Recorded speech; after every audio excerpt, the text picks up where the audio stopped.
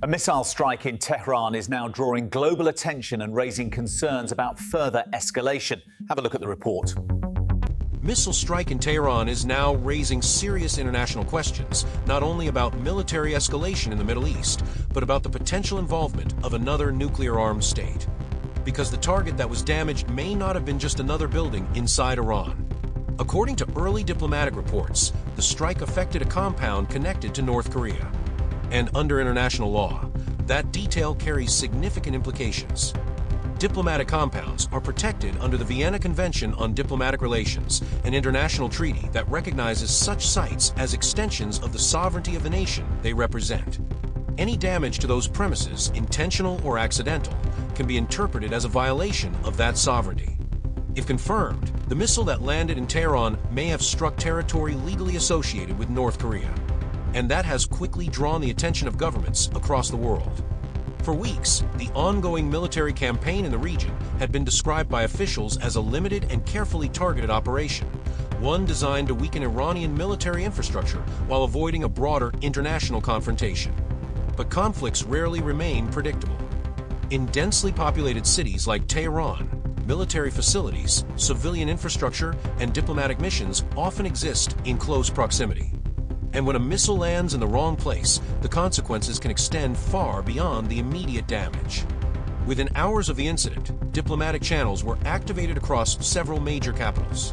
Officials in Washington, Beijing, Moscow, and Seoul began reviewing intelligence assessments and evaluating the potential legal and strategic consequences of the strike.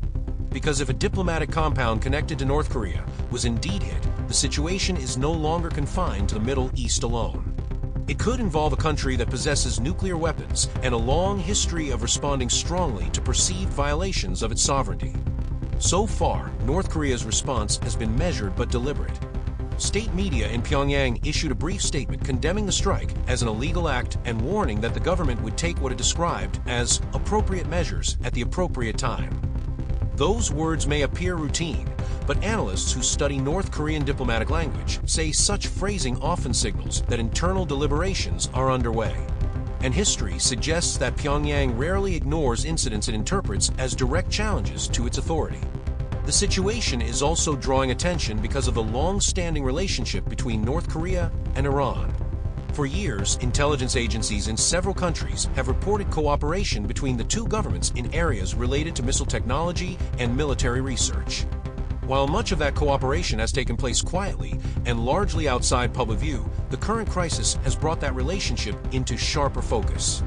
If North Korea chooses to increase its support for Iran, whether through technology transfers, advisors, or additional weapon systems, it could significantly alter the balance of power in the region. And that possibility is already being discussed among strategic analysts and policymakers. Beyond the military dimension, the incident is also raising concerns across global financial markets. Energy markets are particularly sensitive to instability in the Middle East, which remains one of the world's most critical regions for oil production and transportation. Even the perception of a wider conflict can cause shifts in oil prices, shipping routes, and insurance costs for vessels moving through key maritime choke points. Investors and governments are therefore watching closely for signs of whether the crisis will remain contained or expand further. At the moment, analysts are discussing three main scenarios.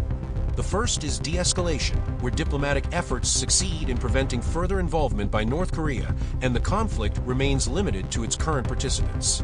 The second scenario involves indirect escalation.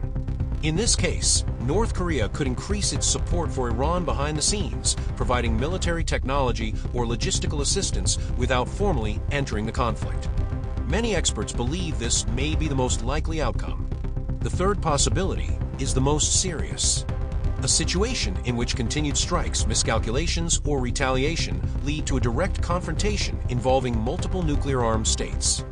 While officials stress that such an outcome remains unlikely, it is a scenario that governments and military planners cannot completely rule out. For now, the immediate focus remains on gathering accurate information about the damage to the compound and assessing whether any North Korean personnel were affected. Diplomats are working through back-channel communications in an effort to prevent further escalation.